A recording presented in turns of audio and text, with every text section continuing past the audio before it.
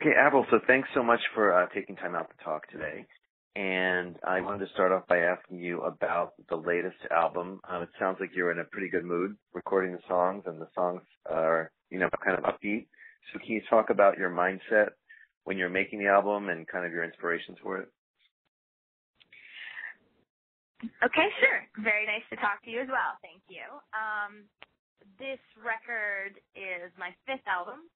It's self-titled, and I chose to, have that it be a self-titled record because it's lyrically and the subject, it's like all over the place.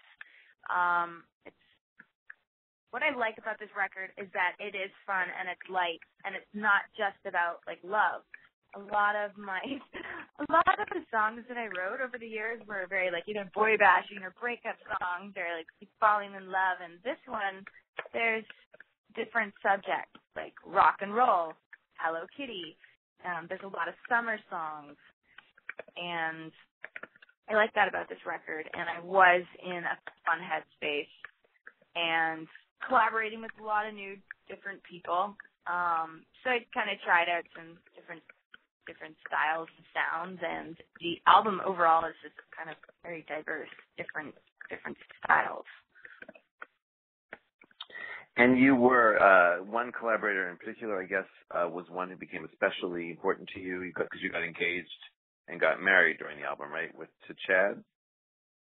Yeah, we sure did. He proposed in the studio. We met there pretty much. Like, that's how we started hanging out, was we were working, writing songs, and then, we became friends, and then it turned into something else, naturally. So, so then there ended up being a couple of songs after that. Right. And I guess it's, good, it sounds like it was some people can't work with their significant others or their spouses, and some people can. I guess you guys figured out ahead of time that you can collaborate and not drive each other crazy or whatever. Well, we were working together as we were getting to know each other, so it was really exciting. And, we have a good time working together. He's great, super talented. He's a very successful songwriter. And working with him, his style is so different than mine, and, he's obviously a dude, so we have, different perspectives. And, but it worked well. We had a good time, and, yeah. And so with this sort of variety on this record, and then, you've got 4 other albums to fit into your live show. So, how does it all work together? How do the pieces fit? Well, I have a song called Hello Kitty, and it's kind of got this electronic, very sort of dance beat to it, production. And so I kind of throw that in with my song Girlfriend.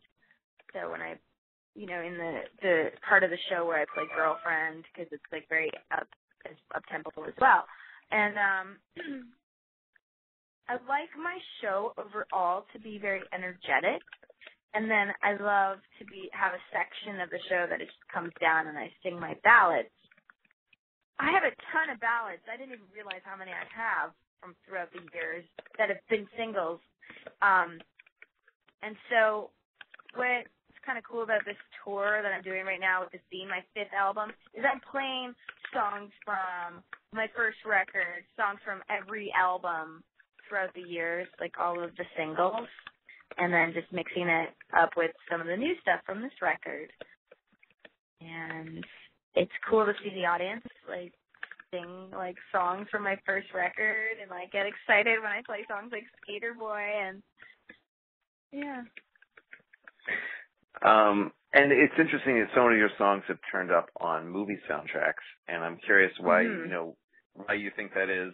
And do you, when you write them, do you imagine, something visual, a story? Do you think to yourself this could be in a movie, or does it sort of just happen accidentally that a filmmaker contacts you? Or well, I wrote a ballad called "Keep Holding On" for a movie called Aragon, and that was a really successful ballad over here.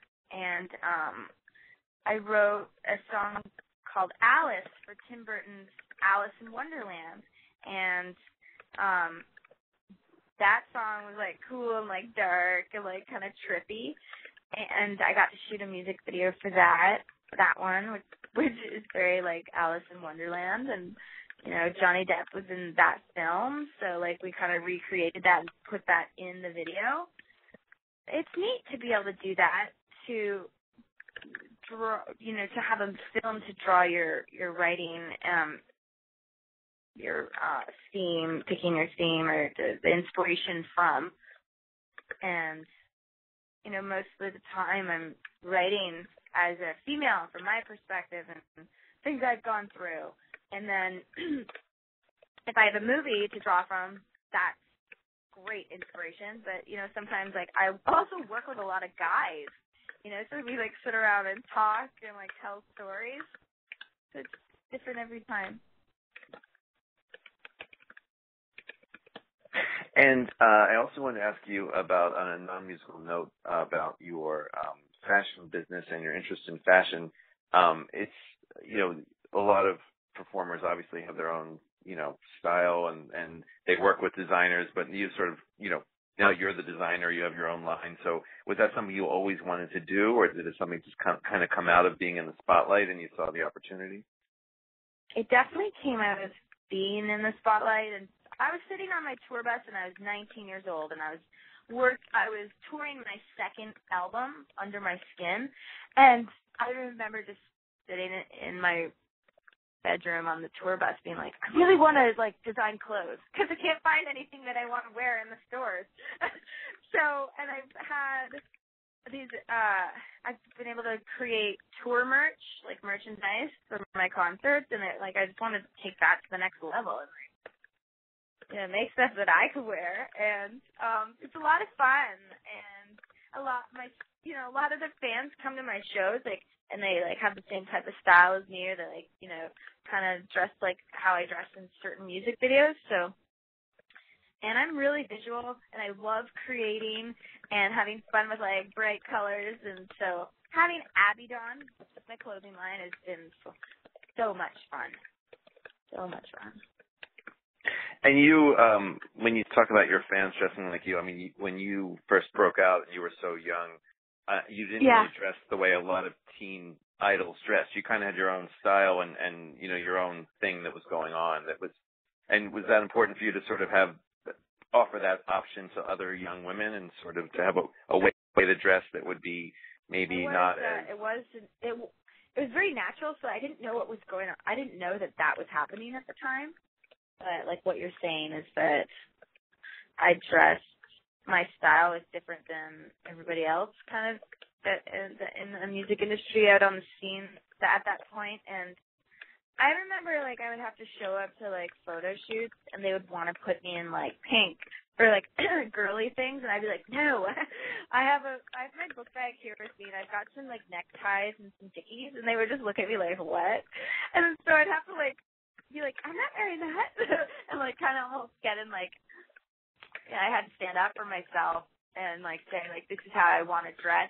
A lot of the time, you know, people can come in with an artist and try to develop them and tell them how to dress or whatever, but I was really fortunate because my L.A. Reid, who signed me to my first record deal, he was like, girl, you have your own thing going on, like you just keep being you. And I just kept wearing the same clothes in my suitcase, and I was me. And I was actually on my first record. There was a lot of like, you know, I wore the neckties, and a lot of girls and fans and stuff were wearing neckties, and they'd come to the concert. I was like, I would see the lineup of the fans to the venue, to the show, and they were like all dressed like how I was dressed in my music video, and that was surreal. I was like, what? Somebody pinch me. They're dressing like me? This is so cool. Did it ever feel like too much that, like too much responsibility that whatever, like if you wore something, someone else would want to wear it too, or do you just not worry about that? And I didn't really think about it. I remember noticing it. I didn't expect that, but it was really cool to see. And then when the style would change on my second record, I kind of like got into like bondage pants and like plaid kilts, like little mini skirts with like Doc Marten boots. Then the fans were like wearing that stuff and like dyeing their hair like me and doing like the black eyes. And then on my third record, The Best Damn Thing, I had like pink in my hair, and then so like all the girls were coming to the shows with the pink streak, and I was like, wow, fun. So I couldn't help but notice when I was, doing some research for this call that you have a big birthday coming up this year, and I'm curious, having had so much success, so young, and where do you see yourself, your place in the pop universe now that you're going to turn the big 3-0? Well, I'm on tour right now, and I've been working, with my music career for 12 years, like nonstop. And I'm going to continue to do music, but I'm also going to focus on some other stuff. But at the moment, it's all about the tour, and we're kind of talking about like more tour dates and stuff like that. So I'm just going to stay really focused on my career. I feel really grateful that I have the opportunity to continue to make music and tour and do other stuff as well, whether it's if it's acting or designing or working on my foundation. So I'm just going to like continue to do music and to also start like diving into other projects that I've always been involved in the past, different categories. Okay, sounds great. Well, I think that's everything on my list of questions, and I think we're just about out of time. So thanks so much, Avril. Appreciate you calling in today. Thank you very much. Good to talk to you. You too. Have a good day. You too. Bye-bye. Bye.